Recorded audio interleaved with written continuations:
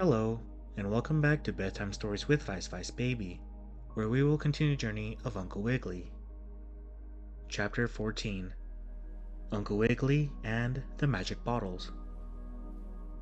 Uncle Wiggily Longears, the rabbit gentleman, was hopping along through the woods one morning after having eaten breakfast in his hollow stump bungalow, when, just as he reached a nice grassy place near a spring of water, he saw the little flaxen-haired girl, Alice from Wonderland, coming towards him. "Oh, I'm so glad to see you," cried Alice. "You are just in time to win the first prize." She handed the gentleman rabbit a little bottle, filled with what seemed to be water, and stoppered with a blue cork. "First prize for what?" asked Uncle Wiggily. "For getting here early," answered Alice. "And you also get the second prize too." And she handed him another bottle, stoppered with a red cork. "Why do I get second prize?" asked the bunny. "For not being late," answered Alice with a smile. "It is very simple. First prize for being early, second prize for not being late." "Hmm," said Uncle Wiggily, sort of scratching his pink twinkling nose, thoughtful like. "It's much the same thing, it seems to me." "Not at all," said Alice, quickly. "The prizes are very different. Those bottles are magical, and they are filled with water from the pool of tears. If you drink a few drops from one with a blue cork, you will grow very small, and if you take some of the water from the red stoppered bottle, you will grow very large. Be careful of your prizes." "I will," promised Uncle Wiggily. "Are there any others coming?" he asked, looking about through the trees. "Any others coming where?" inquired Alice. "Here, I mean. Might they have gone prize too?" "No, only you," said the flaxen-haired girl. "You were the only one expected." "But," spoke the puzzled bunny rabbit, "if I was the only one expected, what was the use of getting prizes? No one else could have gone here ahead of me, could they?" "Please don't ask me," begged Alice. "All I know is that it's one of the riddles, like those in the March Hare asks, such as, what makes the mirror look crooked at you? The answer is, it doesn't if you don't. In this case, you get the prizes because there is no one else to give them. So, take them and have an adventure. I have to go see what the Duchess wants." With that, Alice faded away like the Cheshire Cat, beginning at her head and ending up at her feet, the last thing to go being the buns on her shoes. "Well," said Uncle Wiggily to himself, "I have two prizes, it seems, of magic bottles. I wonder what I am to do with them."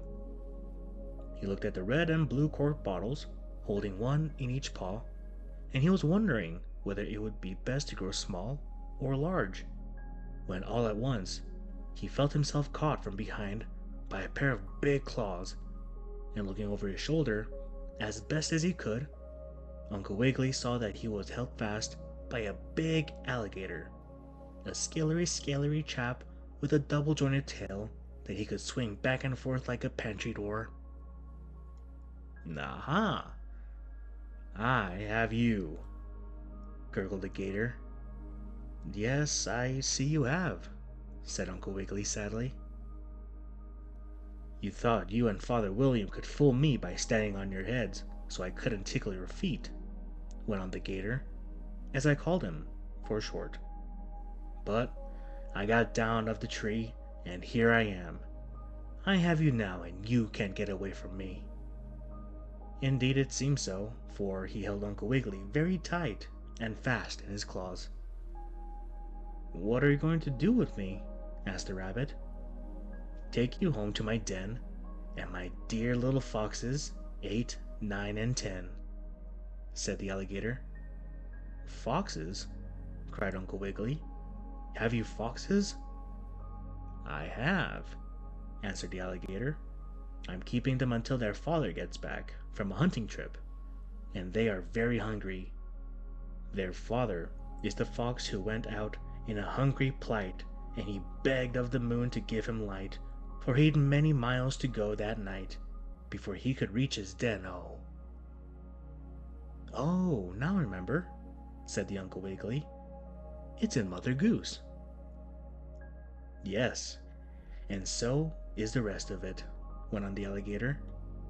At last the fox reached home to his den, and his dear little foxes 8, 9, 10.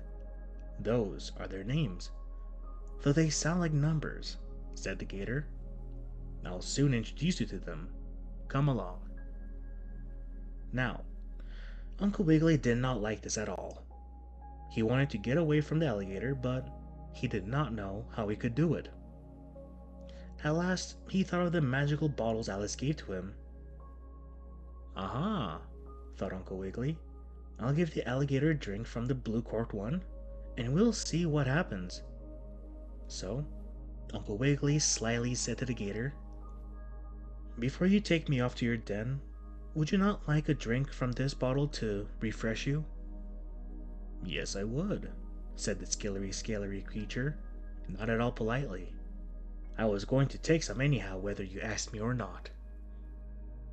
With that, he took the blue cork bottle from the paw of the bunny rabbit gentleman, pulled out the stopper with his teeth, and drank a few drops. And no sooner had he done that than the alligator began to shrink. First, he became as small as a dog, then as little as a cat, then as tiny as a kitten, then no larger than a bird, and finally, he was no bigger than a baby angleworm. And when the alligator became that size, Uncle Wiggily was not afraid and easily got away from him, taking the 2 magic bottles. Oh dear, cried the gator in a baby angleworm voice, which was about as loud as the head of a pin.